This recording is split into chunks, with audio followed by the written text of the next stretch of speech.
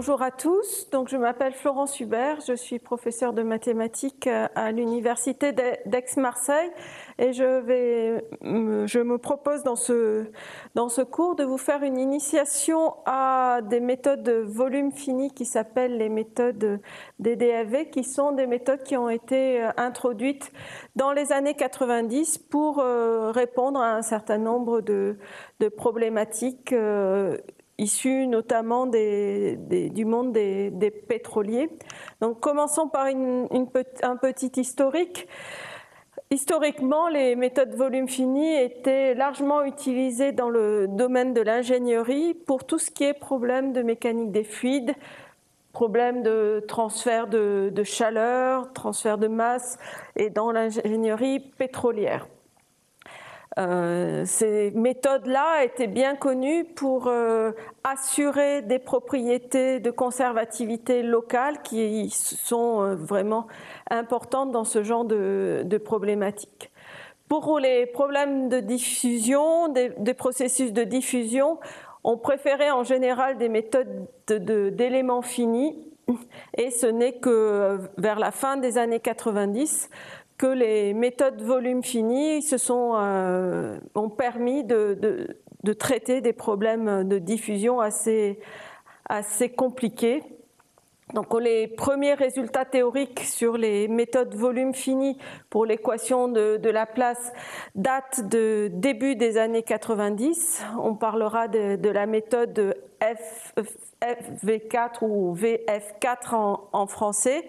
Et à la fin des années 90, il y a eu tout un tas de travaux de la communauté volume fini pour construire des techniques qui permettaient de traiter des problèmes plus complexes, et notamment les problèmes issus de l'ingénierie pétrolière.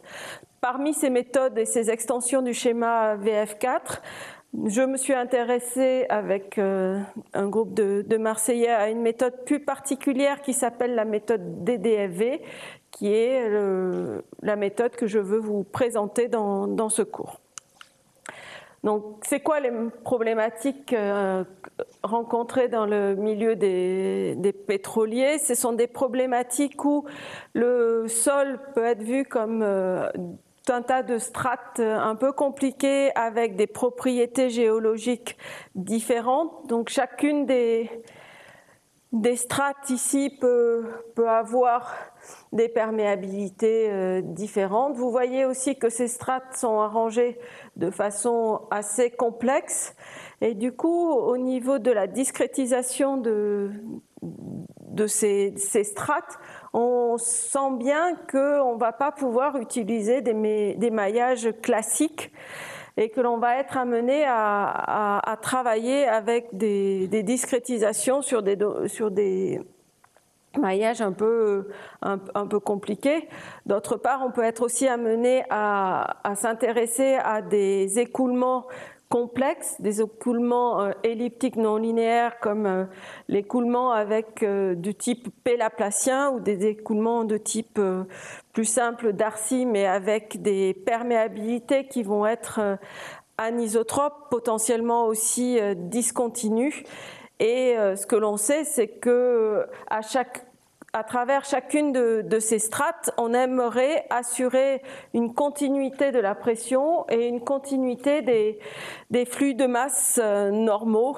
Et les méthodes volume fini sont une belle approche pour essayer de faire ça. Donc prenons un exemple un peu classique qui est l'équation de Laplace avec des conditions de Dirichlet homogènes et essayons de voir pourquoi ces méthodes volume fini, en tout cas les méthodes volume fini classiques, ne pouvaient pas traiter des problèmes complexes comme celui dont je viens de vous parler.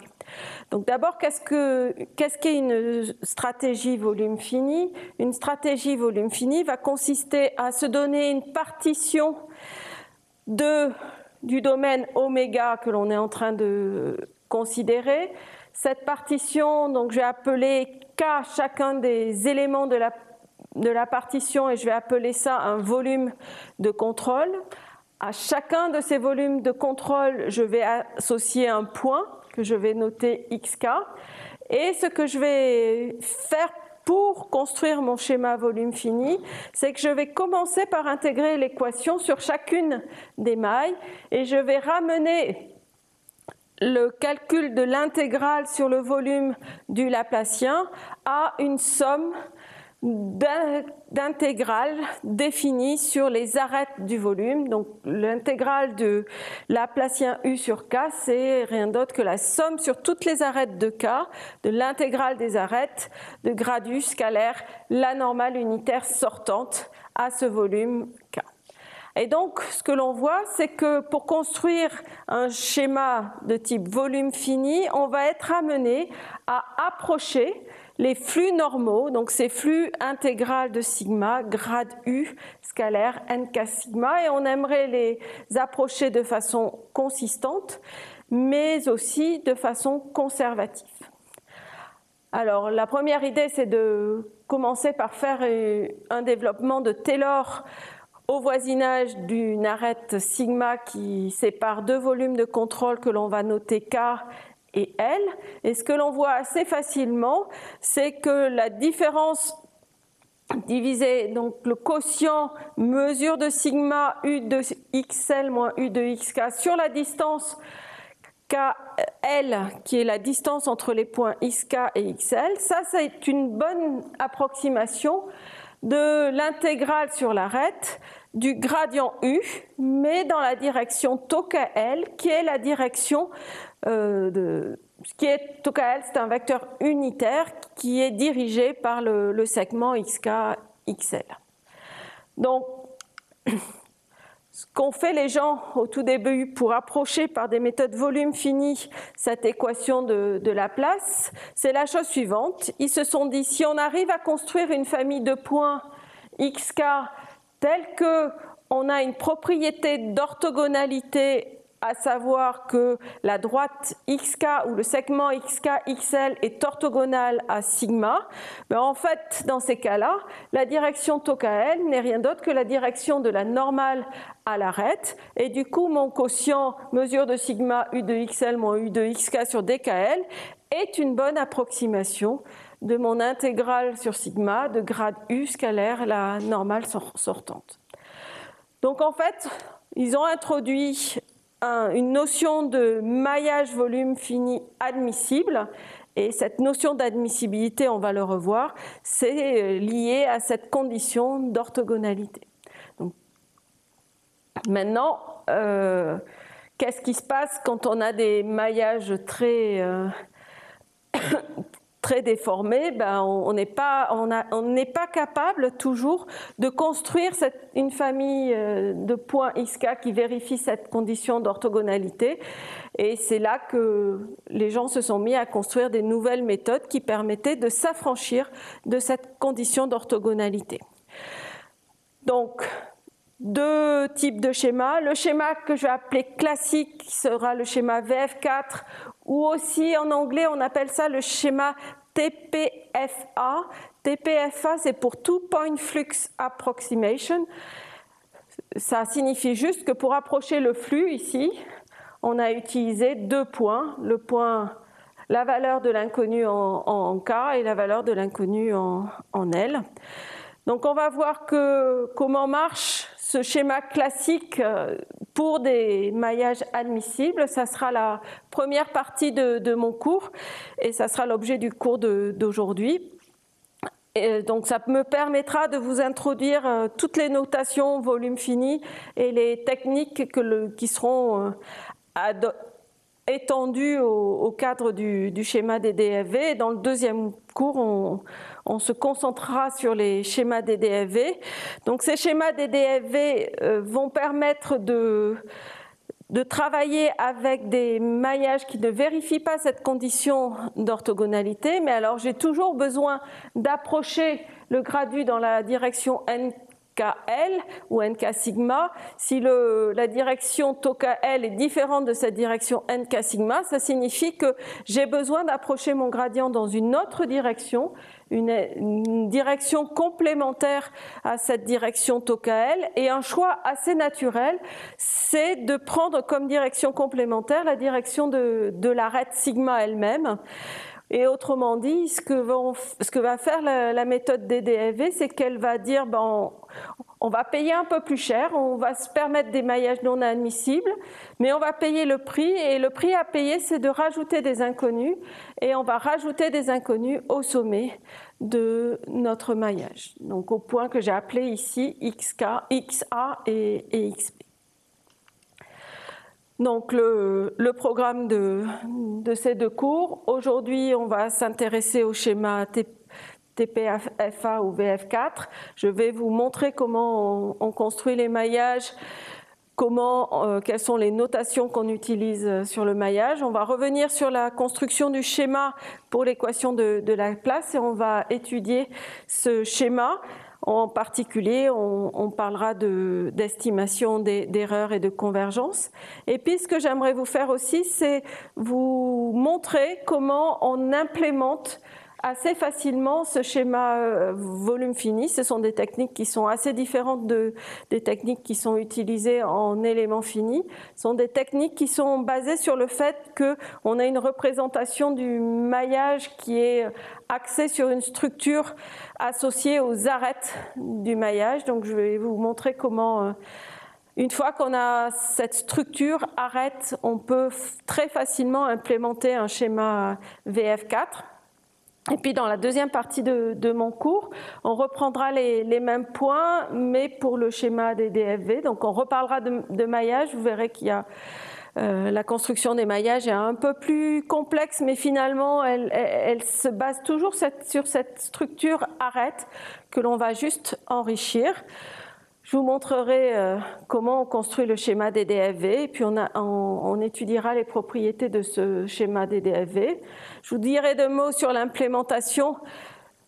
J'espère que vous arriverez à implémenter ce schéma à la fin de ce cours. Puis je vous montrerai les résultats numériques qu'on a sur des équations de type diffusion linéaire anisotrope. Ce sont des résultats qui ont été établis pour un benchmark qui a eu lieu en 2008. Et puis je vous montrerai, ou je vous listerai tout un tas d'extensions qui ont été faites sur ces techniques des DFV. Alors, attaquons les schémas VF4 et définissons ce qu'on appelle un schéma admissible. Donc, pour définir un maillage, la première chose que l'on va faire, c'est qu'on va se donner une partition de notre domaine oméga. Chaque élément de la partition, je l'appelle un volume de contrôle. L'hypothèse que je vais faire sur ces volumes de contrôle, c'est que si K est différent de L, si je prends deux volumes de contrôle différents, l'intersection de leur intérieur est vide.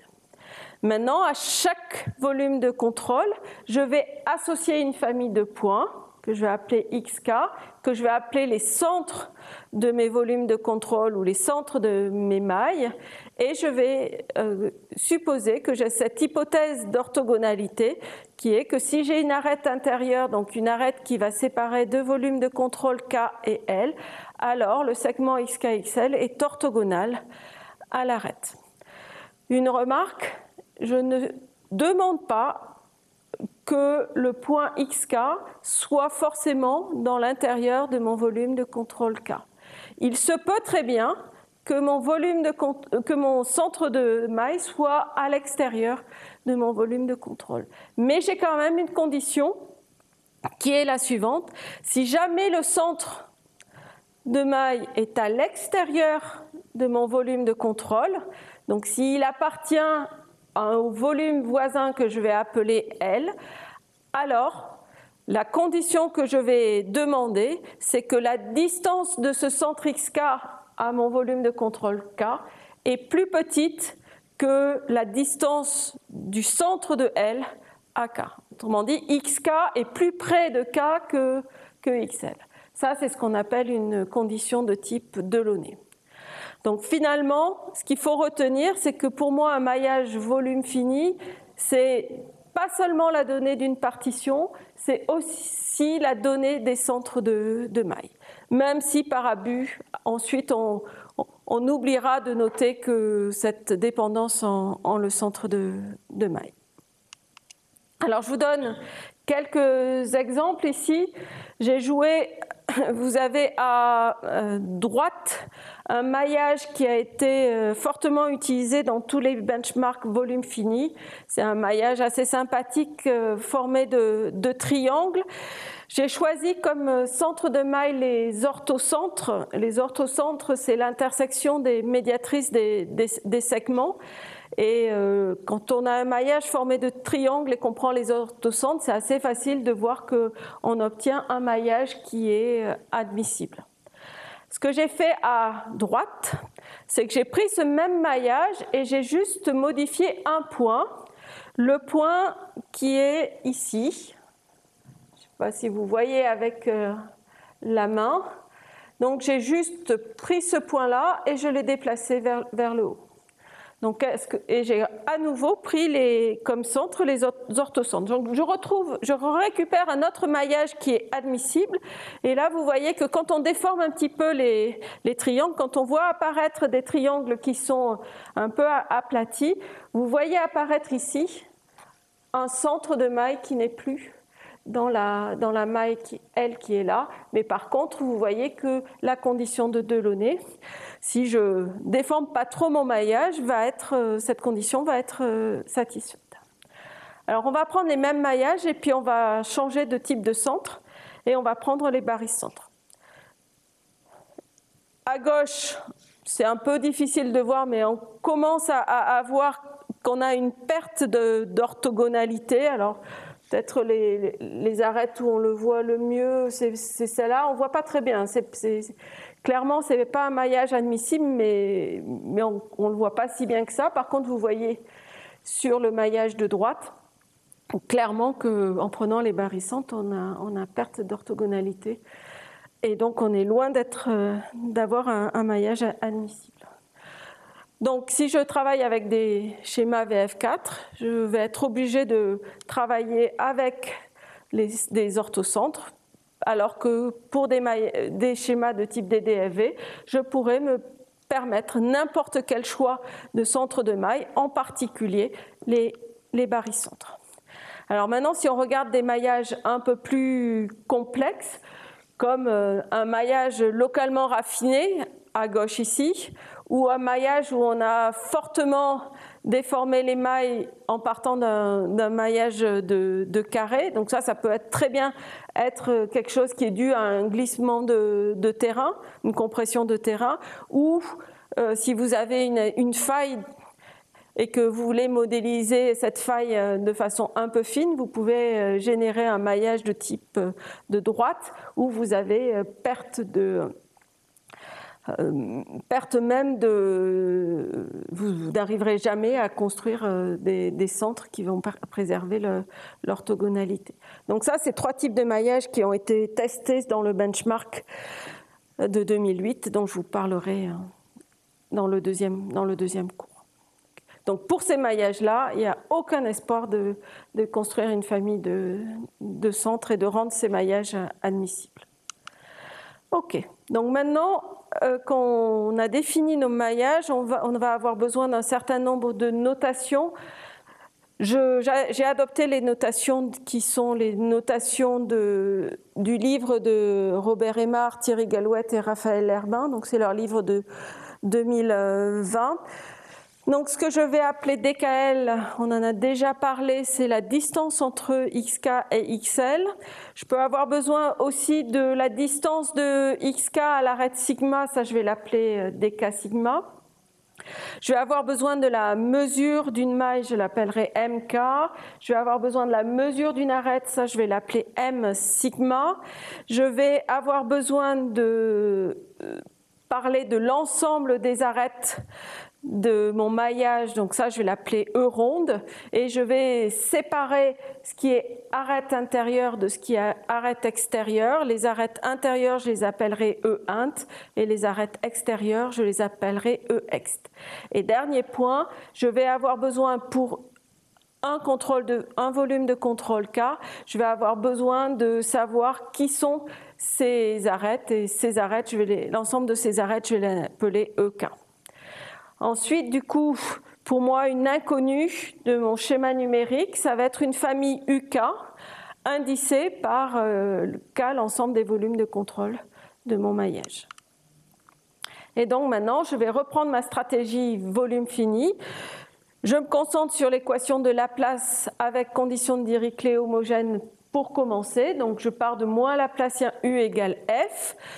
Et je vais intégrer cette équation sur chaque volume de contrôle K de mon maillage. Je ramène l'intégrale sur K du Laplacien donc à une somme d'intégrale de gradus scalaire n sur les arêtes de K. Et ce que je vais vouloir approcher, donc c'est cette intégrale de gradus scalaire n k sigma. Donc ce qu'on a vu tout à l'heure grâce au développement de Taylor, c'est que la différence divisée UK moins UL sur dk sigma que multiplier mesure de sigma était une bonne approximation. Du coup, le choix naturel pour mon schéma, ça va être de définir une approximation de ce flux que je vais appeler FK sigma, qui va valoir, dans le cas d'une arête intérieure, donc une arête sigma qui est l'interface entre deux volumes de contrôle K et L, le FK sigma, ça sera mesure de sigma UK moins UL sur DKL. Donc le FK sigma, il approche moins mon intégrale sur sigma de gradus scalaire n. Et pour une arête extérieure, comme j'ai des conditions de Dirichlet homogènes, ce FK sigma, ça sera simplement mesure de sigma UK sur la distance dk sigma, qui est la distance de mon centre XK à l'arête sigma. Au final, l'écriture de mon schéma volume fini VF4 est assez simple. Il s'écrit simplement la somme sur toute l'équation associée à la maille K s'écrit simplement la somme sur les arêtes de K du flux FK sigma égale à mesure de K FK, où FK, ça va être la moyenne sur mon volume de contrôle de la source F. Alors ce schéma numérique est un schéma que l'on peut ramener à un système linéaire. Je vais appeler grand A la matrice de ce système linéaire et B le second membre de ce système linéaire. Donc maintenant, ce que l'on va faire, c'est qu'on va introduire un certain nombre d'outils fonctionnels pour étudier ce schéma. Et la première chose dont je vais avoir besoin, c'est de définir des normes discrètes. Quelque part, mon inconnu UK, je peux l'avoir comme une fonction qui est constante ou l'associer à une fonction qui est constante par maille. Et ce qui va jouer le rôle de la norme L2 de cette fonction constante par maille, ça va être ce que j'appelle la norme L2 discrète ou norme indice zéro taux, qui est simplement la racine carrée de la somme sur toutes les mailles des mesures de K UK au carré. Ensuite, j'ai aussi besoin de définir l'équivalent d'une norme H1. Et pour définir l'équivalent d'une norme H1, ce que je vais faire, c'est que je vais considérer la norme 1 taux suivante, qui va être la racine carrée de la somme sur les mailles extérieures de mesure de sigma des sigma UK sur des sigma au carré, plus la somme sur les arêtes intérieures de mesure de sigma des sigma UK moins UL sur des sigma au carré. Alors, pourquoi c'est une norme H1 discrète? En fait, ce que vous voyez, c'est que le UK moins UL sur des sigma, c'est quelque chose qui ressemble à un gradient. Et le mesure de sigma des sigma, c'est quelque chose qui est homogène à un volume qui serait un quadrilatère qui va rejoindre, alors peut-être que on peut le voir mieux ici, un quadrilatère vert ici qui rejoint les points XK, XA, XL, XD, c'est ce qu'on va appeler dans la suite une cellule diamant.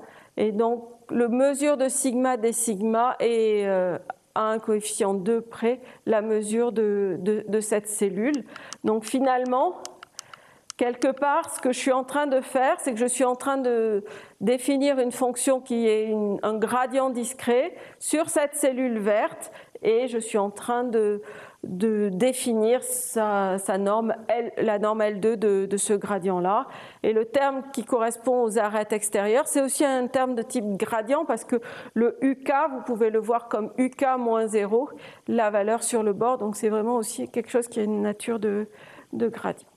Donc dans notre boîte à outils, on a deux types de normes, la norme L2 et la norme H1 discrète. Donc on sait bien que quand on travaille sur H10, on a une propriété importante qui est l'inégalité de Poincaré, qui nous relie la semi-norme H1 ou qui nous dit que la semi-norme H1 contrôle la norme L2 de notre solution. Ben, on a la même chose au niveau discret. C'est ce que j'appelle l'inégalité de Poincaré discrète. Si je me donne un vecteur UTO de R-tau, alors je peux contrôler la norme L2 discrète par une constante fois la norme H1 discrète. Et en fait, cette constante, on sait la calculer. C'est rien d'autre que le diamètre de oméga. Alors, si vous voulez, on va démontrer ce théorème. En tout cas, je vais vous donner les grandes lignes de démonstration de ce théorème-là. Et j'ai besoin pour cela de vous introduire un certain nombre de notations et de termes. Donc, en particulier, la première chose que l'on va faire, c'est qu'on va, pour une arête sigma, on va définir une fonction qui sigma qui va dépendre de x et de y, qui vaudra 1 si le segment xy intersecte sigma, n'intersecte pas intersecte sigma, et 0 sinon. Ensuite, je vais me donner une direction xy de R2, n'importe laquelle, et une fois que je me suis donné cette direction xy, pour un point de oméga, je vais appeler y de x, la première intersection de la droite x plus xi r plus avec le bord du maillage. Si votre domaine oméga n'est pas convexe, vous pouvez potentiellement croiser plusieurs fois le bord de oméga. Mais là, du coup, on va prendre la première de ces intersections. Et ce qu'on peut remarquer, c'est que si on appelle oméga tilde l'ensemble des x tels que aucun sommet ou aucune arête n'appartient à ce segment x, y de x, alors si je prends la mesure du complémentaire, cette mesure est égale à 0. Donc le cas générique, c'est que le segment x, y de x ne contiendra aucun sommet et ne contiendra aucune arête.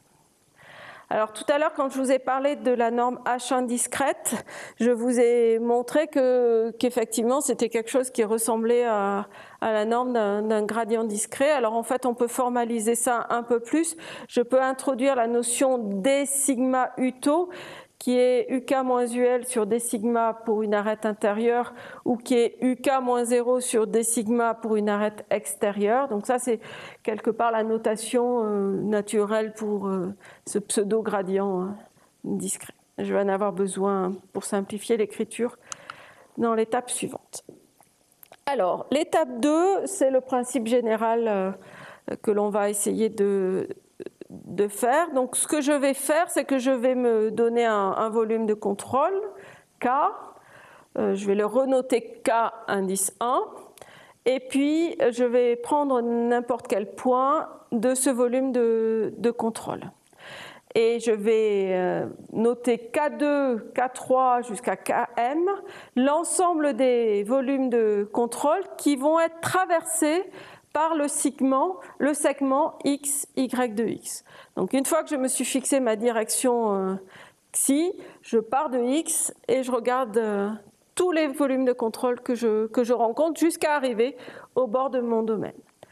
Donc ce qui est assez facile de voir, c'est que je peux réécrire UK comme une somme des UKI moins UKI plus 1. plus le dernier UK qui va être sur le bord de mon domaine. D'accord? Alors la difficulté pour établir cette inégalité de points carrés, c'est de comptabiliser quelque part le nombre de volumes de contrôle que je vais croiser. Donc pour ça, on va utiliser les notations introduites au slide précédent et on va remarquer que l'écriture valeur absolue de UK plus petit que la somme des valeurs absolues de UKI moins UKI plus 1 plus la valeur absolue de UKM peut se réécrire de façon assez compacte de la façon suivante. Je vais pouvoir écrire que UK est majoré par une somme sur toutes les arêtes de mon maillage que multiplie qui sigma de x, y de x, d sigma. Là, donc la distance d sigma, je ne vous l'ai pas introduit, mais c'est le dk sigma ou le dkl pour une arête intérieure, que multiplie la valeur absolue de mon gradient sur ma maille associée à l'arête sigma. Alors pourquoi c'est vrai ça? C'est simplement vrai parce que la définition du x sigma, c'est de valoir 1 si c'est de valoir 1 si le segment xy intersecte sigma. Donc on a une écriture compacte de l'estimation classique du départ. Et donc maintenant on va pouvoir essayer de travailler à partir de cette expression en réécrivant un petit peu les choses. Une première chose que l'on peut remarquer, c'est que chi sigma ça vaut 1 ou 0. Donc écrire chi sigma ou chi sigma carré, c'est exactement la même chose. Ensuite, on va vouloir faire apparaître une norme H1 discrète. Donc dans la norme H1 discrète, il faut faire apparaître du d sigma. Donc en fait, ce qu'on va réécrire, on va réécrire notre d sigma qui est là, on va le séparer en deux morceaux. Un racine de sigma qu'on va associer à cette valeur absolue de grand D sigma, et puis l'autre racine carrée, on va l'associer à notre chi sigma. Et puis on va introduire aussi une quantité C sigma dont je vais vous parler un peu plus tard. Pour l'instant, pour n'importe quel C sigma, je peux réécrire les choses comme ça en multipliant ici par racine de C sigma et en divisant par racine de C sigma. Maintenant, une fois que j'ai fait ça, je peux faire un Cauchy-Schwarz et réécrire le fait que le UK au carré est majoré par le produit de deux sommes. Une première somme qui ne fait intervenir que le chi sigma et une deuxième somme qui va me permettre de faire apparaître la norme H1 discrète. Alors en fait, le C sigma que l'on va choisir, c'est la valeur absolue du produit scalaire entre xi et nk sigma. Si on prend C sigma comme ça, en fait, ce que l'on remarque, c'est que l'intégrale sur oméga de la fonction chi sigma est majorée par le diamètre de oméga que multiplie ce C sigma, que multiplie la mesure de l'arête.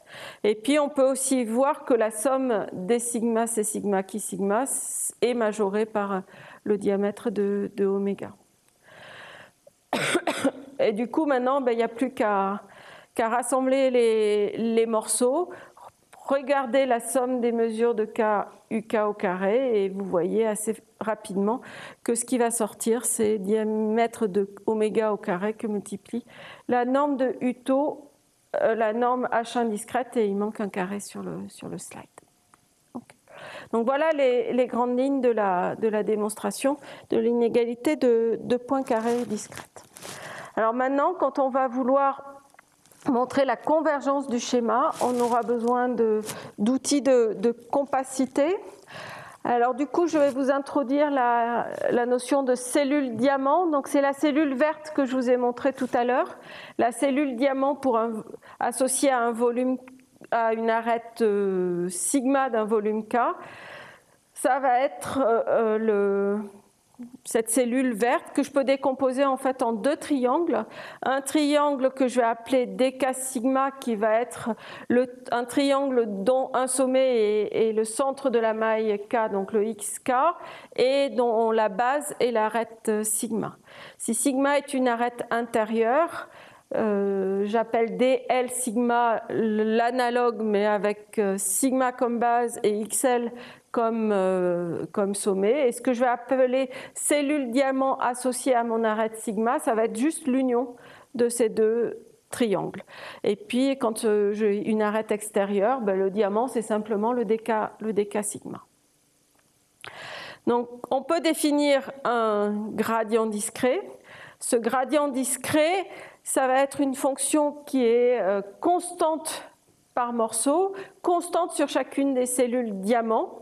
C'est un vecteur, et ce vecteur il va s'exprimer en fonction du grand D sigma que je vous ai introduit tout à l'heure. Et ce gradient, du coup, il va prendre la forme suivante. Il va valoir 2 grand D sigma de Uto que multiplie la norme sigma.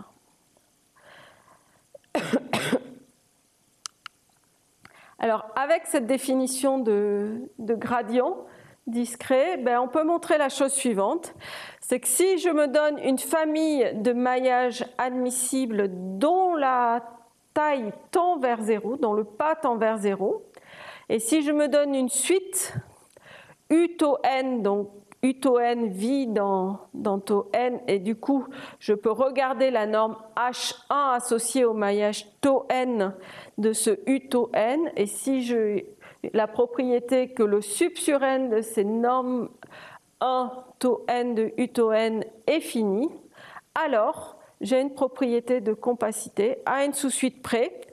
Je sais qu'il existe une fonction U dans L2 telle que U tau n va converger fortement dans L2 vers U. Deuxième point, en fait, on peut montrer que U est dans H1, 0. Et en fait, on peut montrer que le gradient de U tau n va converger faiblement vers gradient de U dans L2 au carré. Alors la démonstration de ce théorème, vous pouvez la voir dans un des papiers notamment que l'on a fait avec Boris Andreyanov et Franck Boyer. Alors maintenant qu'on a introduit ces normes, qu'on a introduit ces outils, ce qu'on va pouvoir faire, c'est étudier notre schéma numérique. Et la première chose à faire, c'est de montrer que notre schéma numérique admet une seule solution. Et pour démontrer ça, la première chose que l'on va montrer, c'est qu'en fait, la matrice associée au système linéaire qui définit notre schéma est une matrice qui est symétrique définie positif. Et en fait, on a même mieux que ça. Dans le cadre de l'approximation du Laplacien, quand je vais regarder le produit scalaire de A Uto avec Uto, je vais simplement retrouver le carré de la norme H1 discrète de Uto. Alors la symétrie, est très facile à voir, ça vient des propriétés de conservativité de notre schéma, du fait que si je prends une arête intérieure qui sépare deux volumes de contrôle K et L, la valeur de Fk sigma, c'est rien d'autre que moins la valeur de Fl sigma. La positivité, ça c'est un point clé qui est à la base de pas mal de résultats sur les volumes finis. Elle s'obtient de la façon suivante. Donc, je vais prendre mon équation sur la maille K. Donc, la contribution de A pour la maille K, de AU pour la maille K, ça va être la somme sur sigma sur les arêtes de EK des Fk sigma. Je multiplie ça par UK et je somme sur tous mes volumes de contrôle. Donc là, j'ai deux possibilités. Soit l'arête sigma est une arête du bord extérieur, soit l'arête est une arête intérieure. Et je me souviens de cette propriété de conservativité qui dit que le Fk sigma, c'est moins Fl sigma. Donc je vais profiter de cette information pour réordonner les choses, et réordonner les choses en faisant une sommation sur les arêtes de mon maillage. Donc, pour des arêtes intérieures, ce que je vais trouver, c'est des contributions de la type FK sigma fois ULK. Et puis par contre, quand je vais avoir une arête intérieure, je vais obtenir une somme sur les arêtes intérieures de FK sigma, mais qui va être multipliée cette fois-ci par UK moins UL. Ben maintenant, il n'y a plus qu'à réécrire ce que valent ces flux FK sigma pour vérifier que ce que l'on obtient, c'est exactement les termes qui définissent notre norme H1 discrète au carré. Donc, ce qu'on a fait, c'est qu'on est passé d'une sommation sur les mailles à une sommation sur les arêtes. C'est ce que moi ce que j'aime bien appeler l'intégration par partie discrète. C'est l'équivalent de ce que l'on fait en continu quand on a à intégrer moins Laplacien U fois U. On fait une intégration par partie et on obtient une intégrale de grade U carré. Donc ça, c'est une intégration par partie quelque part en continu. Ben là, ce qu'on vient de faire, c'est la même chose. Passer d'une sommation sur les mailles à une sommation sur les arêtes, c'est une intégration par partie discrète. Ok. Donc ensuite, pour montrer que la matrice est définie positive, ben ça c'est l'inégalité de Poincaré qui va nous dire que comme la norme de UH1 discrète majore la norme de UL2, ben si AU égale à 0, alors la norme de UH1 discrète est égale à 0, donc la norme L2 discrète de UTO est égale à 0, et ça, clairement, ça nous dit que tous les UK vont être égaux à 0, donc U est égal à 0. Donc, le schéma est bien posé. Le schéma est bien posé, puis même on a un peu mieux que ça. On peut démontrer, en utilisant Poincaré, qu'on a une estimation de la norme de UH1 discrète par la norme de F dans L2 avec une constante qui dépend de la constante de Poincaré, donc diam de oméga. Ici, il y a un U qui traîne qui est égal à 1, qui vient d'un copier-coller abusif, donc nu bar égale à 1 pour l'équation de Laplace. Ok. Alors maintenant qu'on sait que ce schéma admet une solution, ce qu'on va vouloir voir, c'est que ce schéma converge et éventuellement obtenir des estimations d'erreurs pour ce schéma. Et on va commencer par les estimations d'erreurs. Donc la première chose que je vais faire, c'est que je vais introduire un vecteur que je vais appeler U-Bartho. Ce U-Bartho, ça va être la projection de la solution de mon équation de Laplace sur ma discrétisation. Autrement dit, U-Bartho, ça va être un vecteur indicé par les volumes de contrôle dont les valeurs sont la valeur de U au centre de maille XK. Et ce que je vais appeler erreur du schéma, ça va être la différence des deux vecteurs, U-Bartho moins UTO, qui est la solution de mon schéma numérique. Donc, l'erreur, c'est la différence entre la projection de la solution exacte moins la solution du schéma. Et ce qu'on va montrer, c'est que l'on est capable d'obtenir des estimations sur la norme H1 discrète du vecteur ETO. Et l'estimation que l'on va obtenir, c'est que ETO est majoré par une constante qui dépend des propriétés géométriques du maillage, que multiplie la taille du maillage, donc ça va être le maximum, ce que j'appelle size de taux, ça sera le maximum des diamètres des volumes de contrôle, et multiplié par la norme de U dans H2. Donc si U est dans H2, je suis capable de montrer ce résultat-là.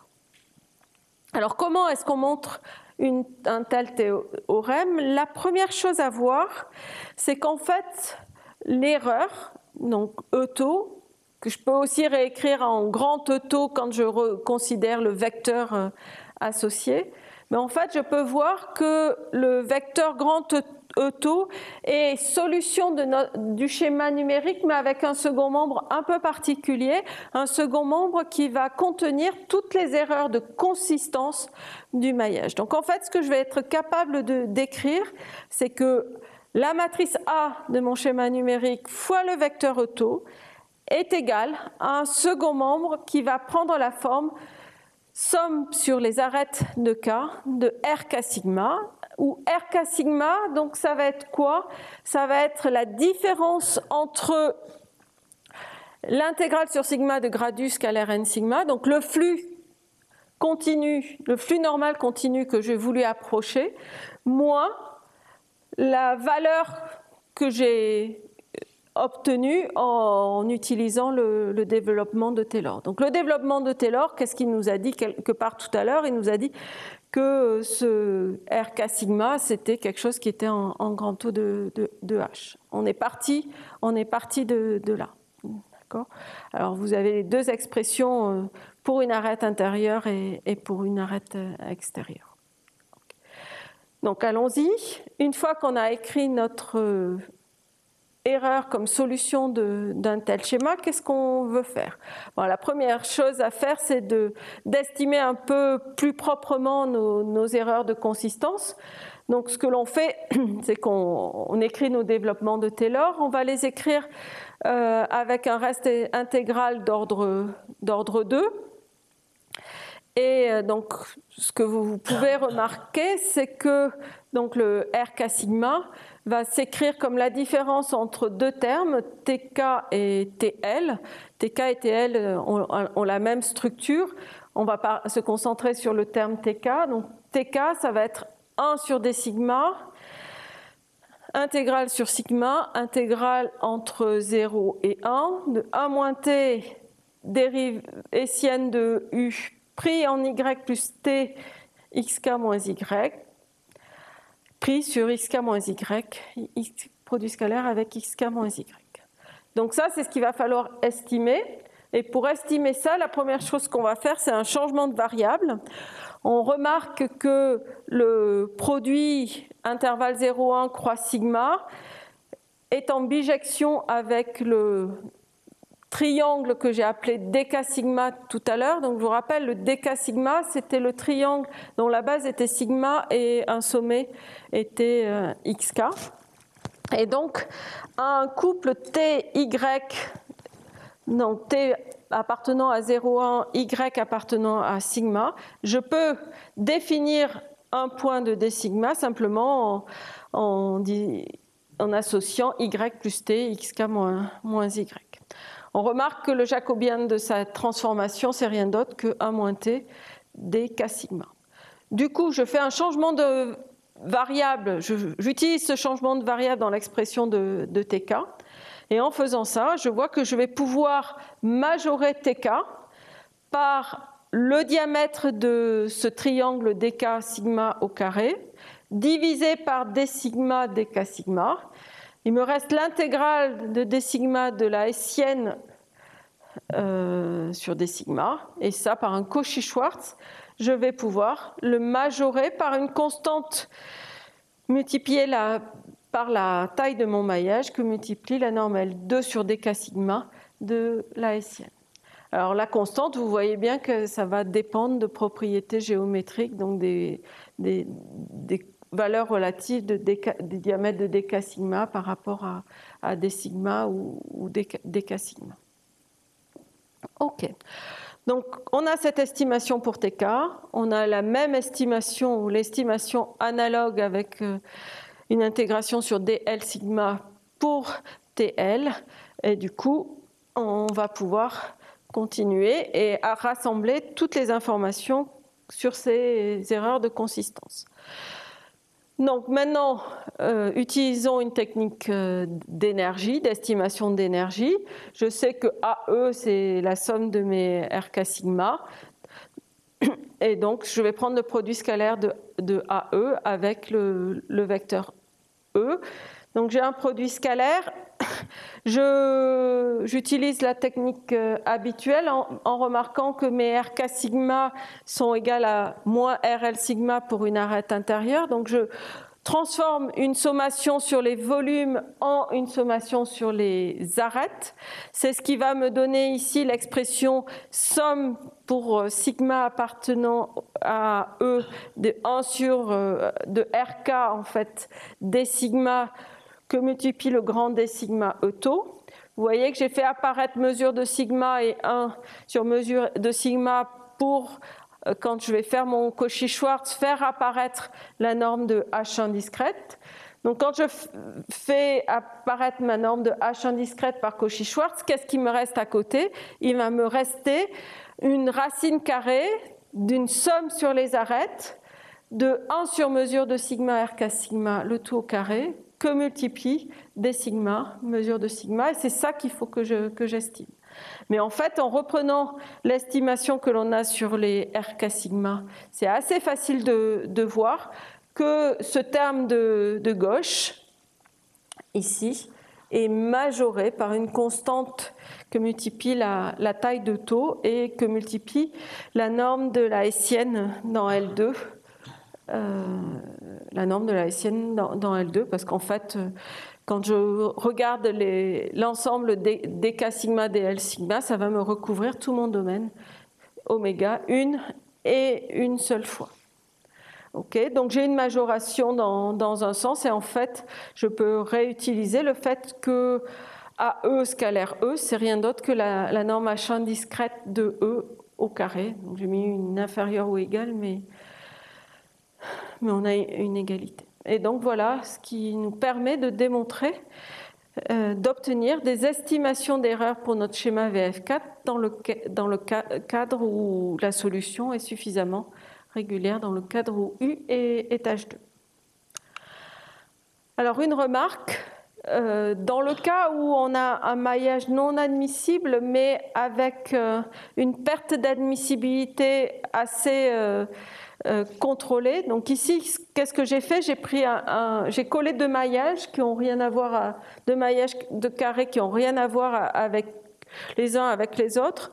À chacune de ces mailles, je peux associer le barycentre. Et donc, ce que vous pouvez imaginer, c'est qu'on va avoir la condition d'orthogonalité qui est satisfaite quasiment partout, sauf à l'interface entre une maille côté gauche et une maille côté droit.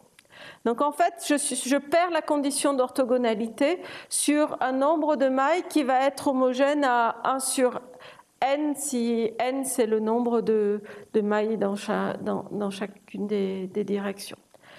Alors en fait, on peut reprendre l'estimation précédente, c'est un exercice que vous pouvez faire, et séparer les arêtes pour lesquelles vous perdez cette condition d'orthogonalité. Si vous perdez la condition d'orthogonalité, vous n'avez plus l'estimation du R sigma que l'on a obtenu tout à l'heure. Vous avez un R sigma qui va être en grand taux de 1. Mais comme vous n'en avez pas trop de ces mailles-là, ça va permettre quand même d'obtenir une estimation d'erreur. Alors pas la même estimation d'erreur que celle qu'on avait, on perd un petit peu des plumes, on passe d'une erreur qui serait en H à une erreur qui devient en H à la puissance 1,5, donc en size de taux à la puissance 1,5. Okay. Alors on peut aussi démontrer un théorème de convergence. Donc pour le théorème est le suivant. Donc si je me donne un F qui est dans L de 2 oméga, je prends une suite de maillages dont la taille du maillage tend vers 0 et dont les propriétés géométriques, ce que j'ai appelé règle de taux n, restent bornées. Alors ce que l'on peut montrer, c'est que la suite des U taux n va converger fortement vers la solution U de notre problème dans L2 et on aura une convergence faible vers gradient de U dans L2 de oméga au carré. La démonstration de ce résultat se fait en plusieurs étapes. La première chose à voir, c'est on part des estimations a priori qu'on a sur la solution. Je vous rappelle qu'on a dit que la solution de notre schéma numérique était bornée par le diamètre de oméga que multiplie f, donc qui est quelque chose qui va être indépendant de n. Donc on a une borne uniforme pour notre famille, une borne uniforme dans H1 discret pour notre famille UN, et du coup on peut utiliser le théorème de compacité qui nous dit que U taux n va converger fortement vers une fonction v qui est dans H1 0 donc convergence forte dans L2 vers une fonction V qui est dans H10, et puis on a une convergence faible du gradient vers gradient V. Donc ensuite, qu'est-ce qu'on fait? On se donne une fonction phi, c'est infini à support compact. On projette cette fonction phi sur le maillage. Qu'est-ce que ça veut dire projeter la fonction phi sur le maillage? C'est dire que l'on va considérer la fonction qui est constante par morceau qui vaut sur chaque élément du maillage phi au centre de maille. On prend notre schéma numérique, on multiplie l'équation car par phi k et on somme.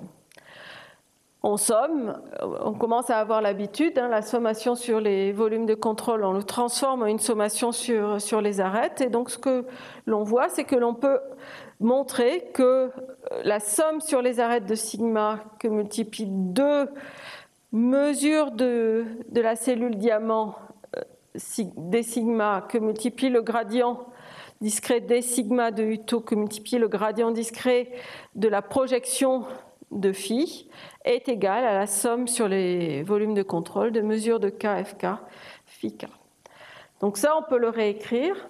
On peut le réécrire à l'aide du gradient discret que je vous ai introduit tout à l'heure, qui était 2 fois ce d sigma de Uto scalaire nk sigma. Et en fait, ce que l'on peut voir, du coup, c'est que ce que l'on obtient, c'est une somme sur les arêtes de l'intégrale sur les cellules diamants du gradient de Uto, produit scalaire, avec, je fais apparaître gradient phi, et du coup, j'ai gradient phi plus une erreur de consistance que j'appelle erreur R grad phi pour erreur de consistance en fait sur le gradient phi.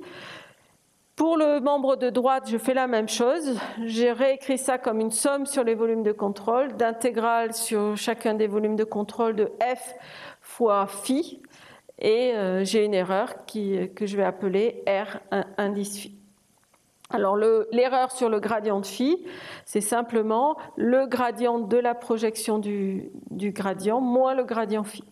Et l'erreur R phi, c'est simplement l'erreur entre phi de x et la projection au centre de maille.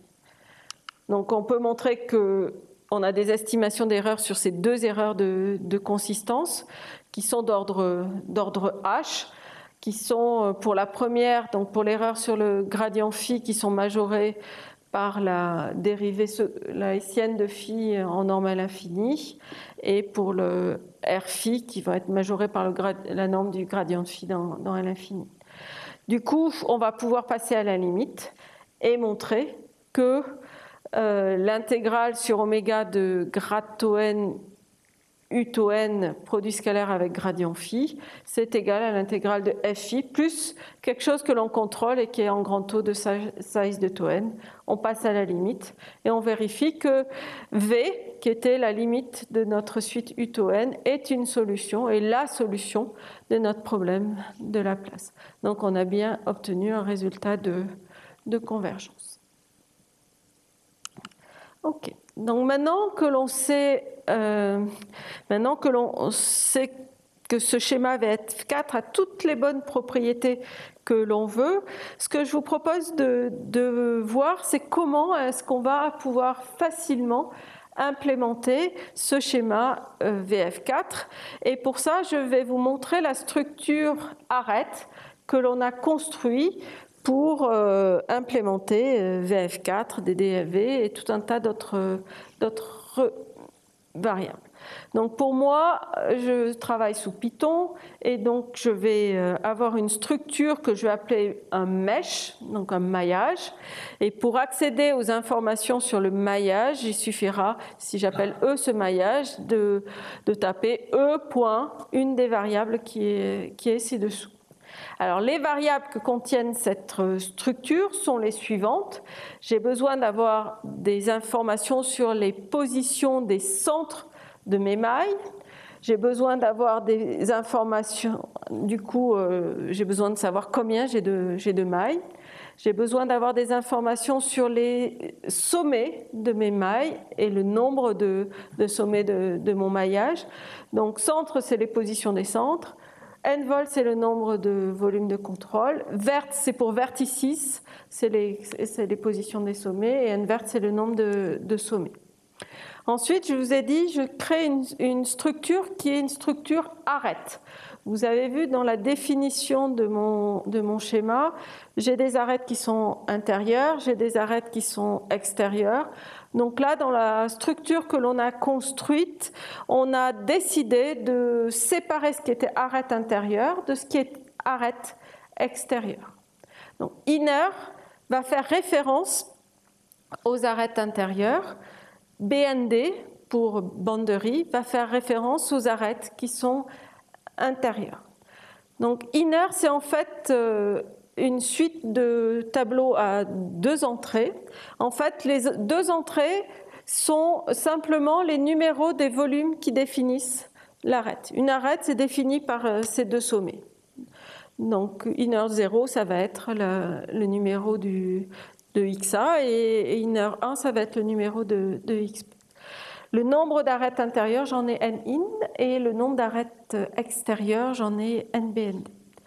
Ensuite, quand vous avez une arête, si vous pensez à la définition du FK sigma, vous avez besoin de savoir qui sont les volumes de contrôle qui bordent cette arête. Donc pour une arête intérieure, on va appeler K-in le volume numéro K et L-in le volume numéro L.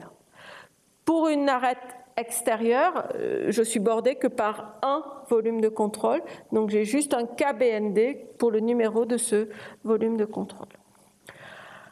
Alors je peux rajouter d'autres informations qui ne nous servent pas forcément pour implémenter le schéma VF4, mais par exemple, XSI, c'est l'intersection de XKXL avec l'arête.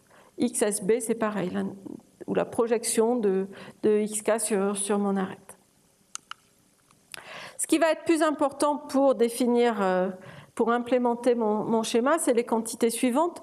Vous avez vu que dans l'expression du flux FK sigma, l'expression du flux FK sigma, c'est une mesure de sigma sur DKL, UK moins UL. Donc, les quantités dont on va avoir besoin, c'est des mesures des arêtes et des distances DKL ou des distances DK sigma pour les arêtes qui sont extérieures. Donc ça, ces informations, on les a. Mesure indice I, c'est pour les mesures des arêtes intérieures. Mesure indice B, c'est pour les mesures des arêtes du bord du domaine. Le DKL, c'est la distance entre K et L. Donc ça, c'est lié à une arête qui est forcément intérieure. Le DKSI, c'est la distance de K à l'arête pour une arête intérieure. On doit avoir aussi le DLSI. Il y a sans doute une faute de frappe là, il manque le underscore I. Et pour les arêtes du bord, on a simplement le DKSB. Ensuite, pour assembler le second membre, c'est assez pratique d'avoir le volume des maïkas. Donc, ici, il y a 2 quantités de type volume dans cette structure, c'est vol P et vol D. Vol P, c'est ce qui va nous intéresser pour le schéma VF4, c'est le volume de contrôle. Vol D, ça sera pour les cellules duales qu'on définira la prochaine fois. Okay. Donc voilà les informations dont on a besoin pour construire le schéma VF4.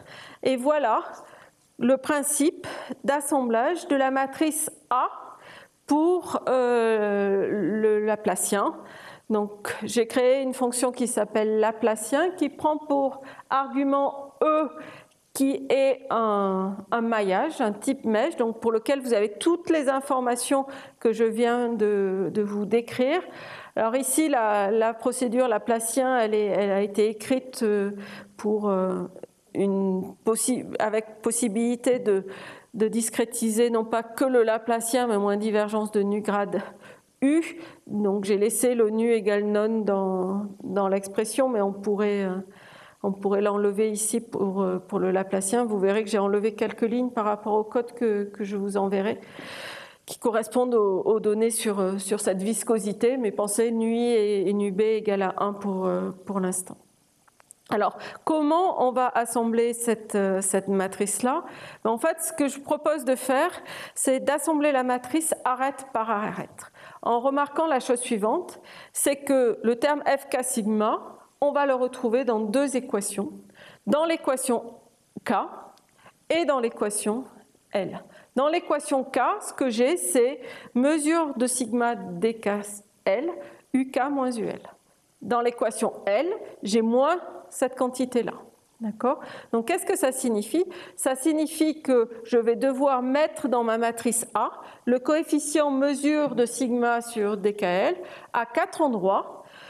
Dans l'équation K, pour l'inconnu correspondant à UK, dans l'équation K, pour l'inconnu correspondant à l'équation L, à l'inconnu UL.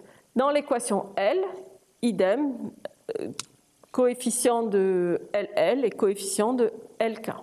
Une remarque, si vous regardez les termes diagonaux, ils sont positifs. Donc, si vous regardez dans l'équation K, le terme de UK, c'est mesure de sigma sur dkL.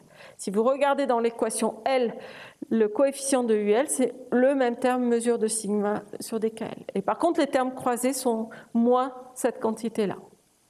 Donc, qu'est-ce que j'ai fait dans le code ? J'ai fait la chose suivante.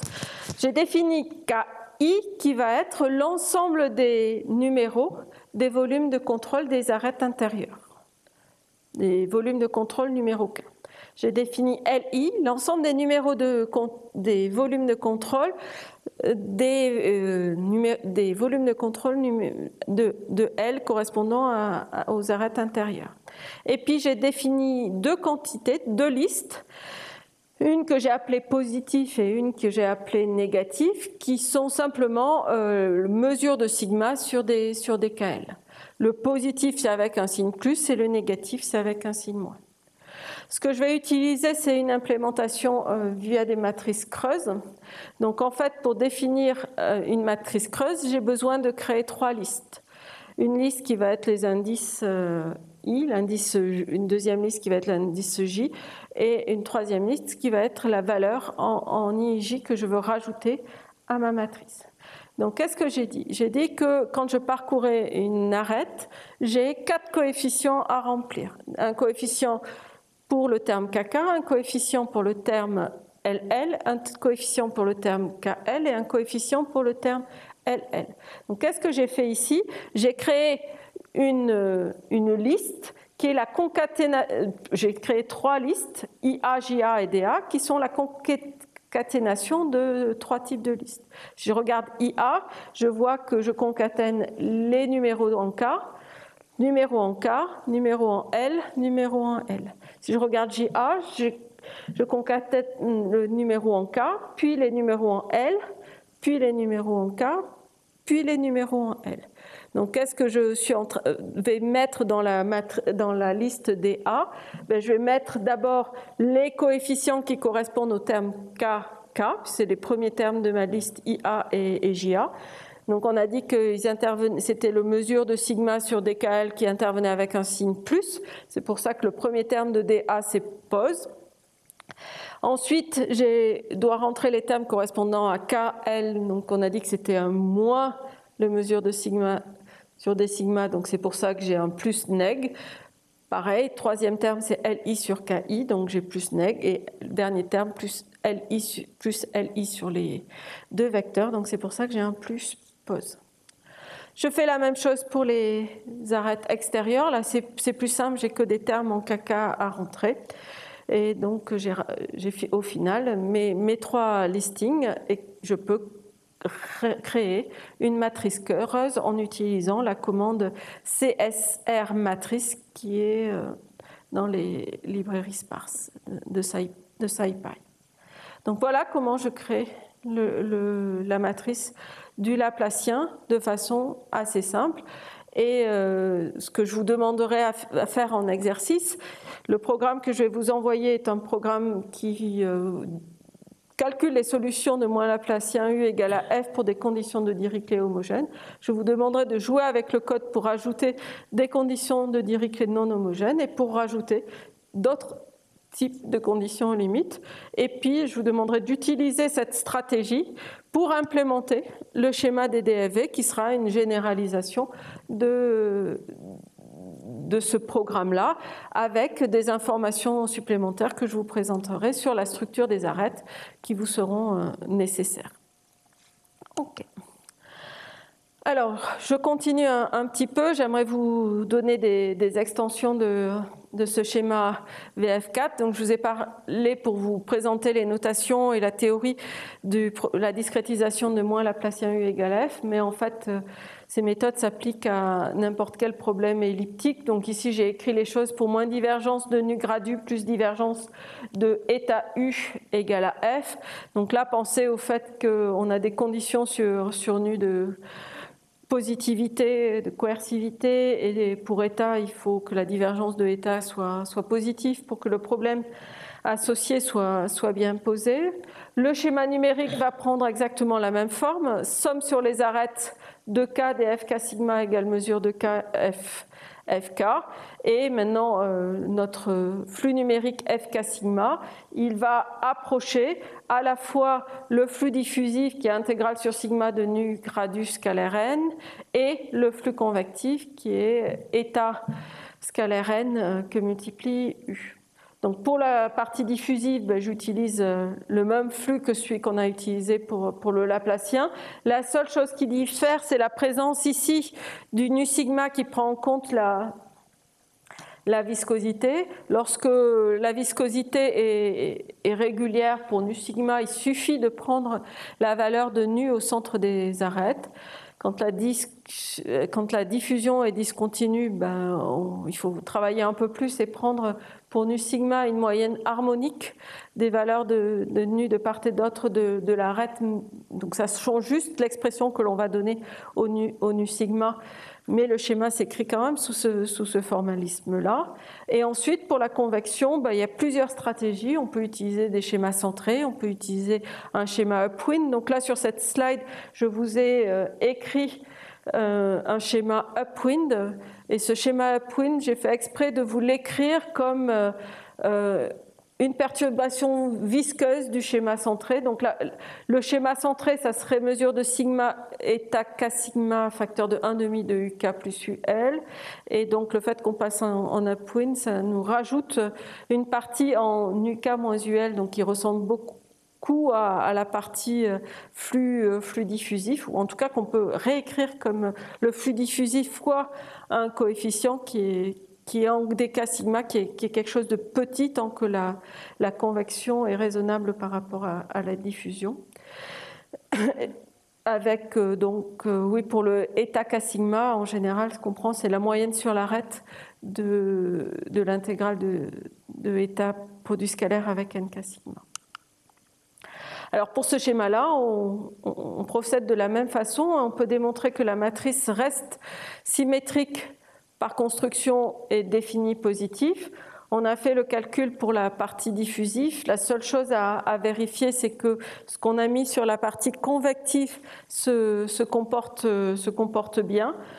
Je vous laisse faire en exercice le résultat, mais si vous pensez à ce que l'on doit faire quand on veut obtenir une estimation d'énergie pour une équation de convection-diffusion, ce que vous pouvez voir, c'est que pour traiter la partie convective, vous devez faire deux intégrations par partie successives. Une première pour se débarrasser du divergence, et ensuite une deuxième parce qu'on va avoir un terme en U grade U que l'on va écrire en grade de U carré sur 2, et on va refaire une intégration par partie pour repasser le gradient sur la divergence et utiliser notre propriété que divergence de B égale à 0. Donc là, au niveau discret, c'est exactement la même chose. On va faire une première intégration par partie discrète qui va nous transformer une sommation sur les volumes en une sommation sur les arêtes. Et puis, on retransformera les termes de convection pour retourner à une sommation sur les arêtes pour calquer la deuxième intégration par partie du continu. Et du coup, on obtient la positivité et le caractère défini positif de notre matrice A. On a les mêmes, donc on a existence d'une solution, on a les mêmes types d'estimation a priori et même type d'estimation d'erreur avec un schéma qui est d'ordre 2. Alors, qu'est-ce qui se passe maintenant? Je vous ai dit que j'aimerais bien que vous me programmiez un schéma VF4 pour des conditions de Dirichlet non homogènes.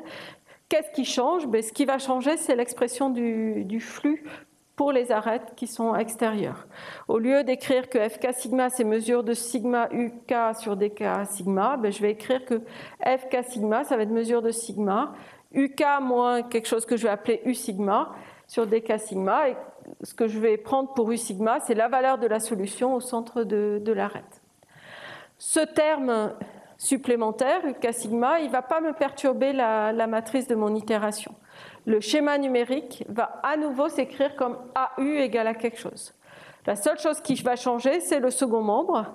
Je vais retrouver le second membre B qui correspond à mon terme source, mais je vais avoir un second membre supplémentaire, je vais avoir ce plus BCL qui correspond aux contributions des arêtes de bord. Donc ça sera un vecteur qui contiendra ces informations U sigma que multiplie et du coup des valeurs du type mesure de sigma sur des sigmas.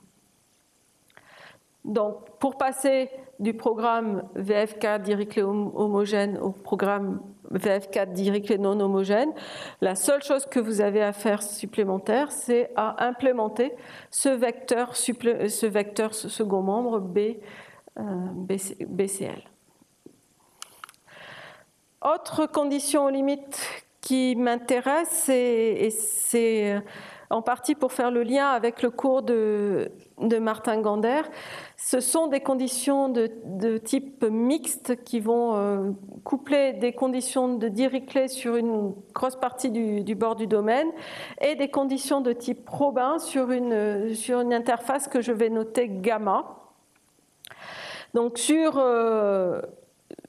sur la partie Dirichlet, je vais, pour simplifier les choses, supposer que je regarde des conditions de Dirichlet homogènes. Et donc sur gamma, je vais regarder des conditions de la forme gradu scalaire nk sigma plus pu égale à une fonction g. Ici, p doit être une constante positive. Alors qu'est-ce qui se passe quand je fais ça? Je vais avoir besoin pour ces arêtes du bord qui sont sur gamma, je vais les appeler E gamma, ces arêtes du bord de gamma, je vais avoir besoin de garder des inconnus supplémentaires, des inconnus que je vais noter U sigma. Donc pour chaque arête de U sigma, j'ai une inconnue supplémentaire. Le schéma finalement, il s'écrit de la même façon. Toujours somme sur les arêtes de K dfk sigma égale mesure de KFK. La seule chose qui va changer, c'est l'expression de FK sigma quand je suis sur une arête de sigma. Quand je suis sur une arête de sigma, le flux il s'écrit mesure de sigma, UK moins U sigma, sachant que U sigma maintenant c'est une inconnue sur le dk sigma. Donc j'ai des inconnus supplémentaires. Qui dit inconnu supplémentaire dit équation supplémentaire. Et pour obtenir une équation supplémentaire, je vais intégrer ma condition de Robin sur chacune des arêtes de gamma. Donc du coup, ça me donne une équation. Je ne vais pas approcher n'importe comment cette condition de Robin. Je vais utiliser les informations qui viennent de mon approximation du schéma. Donc l'intégrale de gradu scalaire nk sigma, je vais l'approcher par moins fk sigma. Et puis l'intégrale de pu, je l'approche simplement par mesure de sigma, il manque une mesure, fois p fois u sigma. Okay. Alors à l'aide de ça, on est capable de faire un algorithme de Schwartz. Donc ce qui va m'intéresser, c'est un algorithme de Schwartz pour une décomposition de domaine sans recouvrement. Donc je vais supposer que oméga se décompose en oméga 1 inter oméga 2 et l'intersection entre oméga 1 et oméga 2, c'est une frontière que je vais appeler gamma. Le principe de l'algorithme de Schwartz, ça va être d'approcher les solutions de mon schéma sur le domaine complet par une suite de solutions de problèmes qui sont posées sur oméga 1 et sur oméga 2.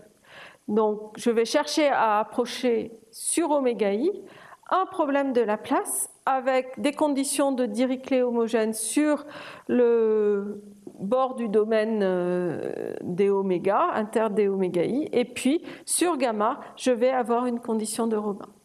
Donc je vais utiliser pour chacun de ces étapes de l'itération, je vais utiliser le schéma que je viens de vous présenter avec mes conditions mixtes Robin, Dirichlet homogène, et donc je vais approcher les solutions de mon schéma qui, sur le domaine complet qui est somme sur les arêtes de fk sigma égale mesure de k fk, je vais l'approcher par cette itération.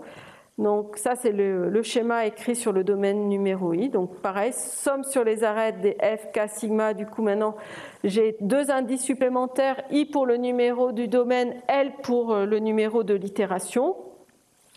J'ai ma condition de Robin qui me dit que je vais récupérer un flux G ici qui est récupéré à l'étape précédente sur le domaine d'à côté. Alors là, on sait dire pas mal de choses, et en particulier, on est capable de montrer la convergence de cet algorithme. Et pour montrer la convergence de cet algorithme, ce que l'on fait, c'est que l'on remarque que le schéma sur le domaine complet peut se réécrire comme une limite de l'algorithme de Schwartz. Pour écrire que c'est une limite de l'algorithme de Schwartz, en fait, on va prendre une arête qui est à l'interface, ici de nos deux domaines oméga 1 et oméga 2. Je vais appeler K1 le volume de contrôle qui est dans oméga 1, K2 le volume de contrôle qui est dans oméga 2. Et je vais introduire une inconnue supplémentaire, U sigma. En fait, je vais montrer que je peux introduire une inconnue U sigma à l'interface pour réécrire mon schéma sur le domaine complet comme un schéma qui couple, en fait, qui peut faire intervenir ici une condition de type Robin. Alors en fait, l'idée est la suivante, c'est que si je prends le schéma sur le domaine général, je sais que j'ai conservation du flux.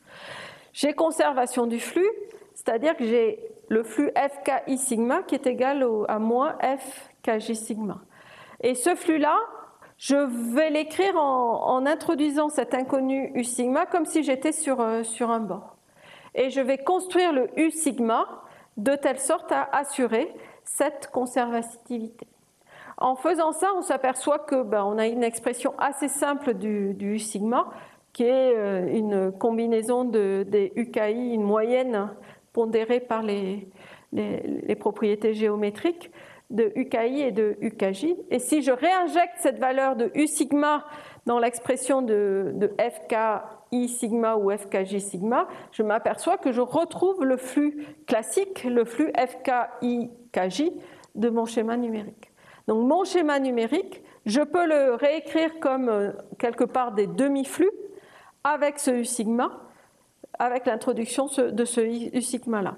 Mais maintenant, quand j'ai écrit là ces deux lignes, moins fki sigma plus p mesure de sigma égale mesure de sigma g sigma, sachant que g sigma, j'ai pris cette expression-là, vous voyez que j'ai simplement écrit que la conservativité de mon flux. Donc en fait, je suis capable d'écrire le schéma VF4 sur le domaine complet comme la limite d'un algorithme de Schwartz. Et du coup, pour montrer la convergence de l'algorithme de Schwartz, ce que je vais pouvoir faire, c'est faire la différence entre mon algorithme de Schwartz et la solution de mon schéma sur le domaine complet. Qu'est-ce que ça fait? Ça me simplifie les termes sources, enfin ça rend des termes sources, ça me ramène à des termes sources nuls. Et du coup, la convergence de mon algorithme de Schwartz consiste maintenant simplement à montrer que quand les f indices k sont nuls, alors la suite des itérés u, i, l converge vers 0. Alors pour montrer maintenant que cette suite des UIL converge vers 0, on va faire des estimations d'énergie. pour faire ces estimations d'énergie, on reprend ce qu'on a fait jusqu'à présent. On prend chacune des équations sur K, on multiplie par UK et on somme. Ça, il va falloir le faire pour le domaine I et il va falloir le faire pour le domaine J.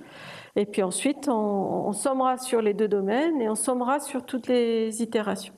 Donc on commence par se focaliser sur ce qui se passe sur le domaine I et l'itération L.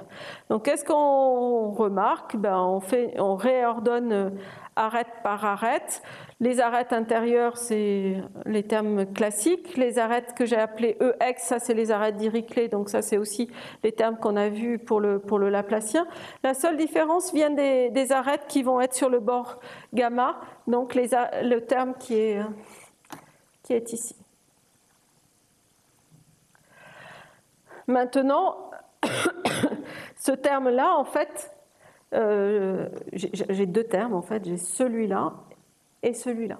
En fait, ce qui sort quand je multiplie par UK mon équation, c'est simplement cette somme sur EK des FIL K sigma UI K indice L. Mais ce terme-là, pour faire apparaître le gradient, je le réécris en introduisant le moins UI sigma L.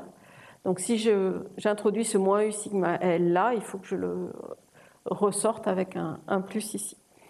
Donc si je récupère toute la première ligne là, j'ai quelque chose qui va être du type des normes H1 discrètes. Ce que je ne vous ai pas dit, ce que je vous ai caché, c'est que quelque part, en changeant de problème et en changeant d'inconnu, je change la nature de ma norme H1 discrète. Il faut redéfinir proprement cette norme H1 discrète, donc potentiellement redéfinir l'inégalité de Poincaré, etc. Okay. Donc, revenons à nos moutons. On a obtenu que 0, donc 0 c'est parce que la source FK est devenue 0, 0 est égal à la norme H1 discrète au carré du vecteur UIL plus un terme d'erreur, un terme que j'ai appelé RIL gamma, qui est ce terme-là. Maintenant, il faut se souvenir qu'on n'a pas utilisé les informations qu'on a sur la condition de Robin. Donc on va utiliser cette information-là en utilisant l'astuce suivante. Donc ce que je vais utiliser comme astuce ici, c'est que le FILUI sigma L, je vais l'écrire comme 1 quart, enfin 1 sur 4 P mesure de sigma, que multiplie FI plus P mesure de sigma UIL au carré, moins FI sigma plus P mesure de sigma UIL au carré. Donc je suis en train d'utiliser le fait que le produit AB est égal à 1 quart de A plus B carré moins A moins B carré. En utilisant cette astuce-là, je fais apparaître des termes qui ressemblent beaucoup aux termes qui interviennent dans mes conditions de Robin. Et quand je vais sommer tous ces termes-là sur I et sur L, en fait, la plupart de ces termes vont disparaître. La plupart de ces termes vont disparaître, il ne va plus rester que deux types de termes. Les termes pour la dernière itération L égale L max et les termes pour la première itération L égale à 0. Donc c'est les termes que je vous ai répertoriés ici. Maintenant on a gagné. On rassemble tout, on somme sur les deux domaines, on somme sur tous les L. Et qu'est-ce que j'obtiens? J'obtiens que la somme sur tous les L de la somme sur les domaines des normes H1 au carré, plus un terme qui est positif, est borné par une condition initiale qui fait intervenir les flux à l'itération 0. Et ça, c'est pour tout L. Donc en fait, j'ai une borne pour ma série, somme sur L des normes de H1 discrètes au carré des UIL. Donc si j'ai une borne pour cette série, c'est que le terme général de la série tend vers 0. Et j'ai gagné, j'ai montré la convergence de mon algorithme de Schwartz. Voilà ce que j'avais prévu de vous faire pour ce premier cours. Donc maintenant, on a introduit les notations, introduit les grands concepts et on verra la prochaine fois comment étendre à un schéma plus compliqué qui est le schéma des DFV, cette théorie, et on verra ce que ça nous permet de faire et d'aborder comme problème. Merci.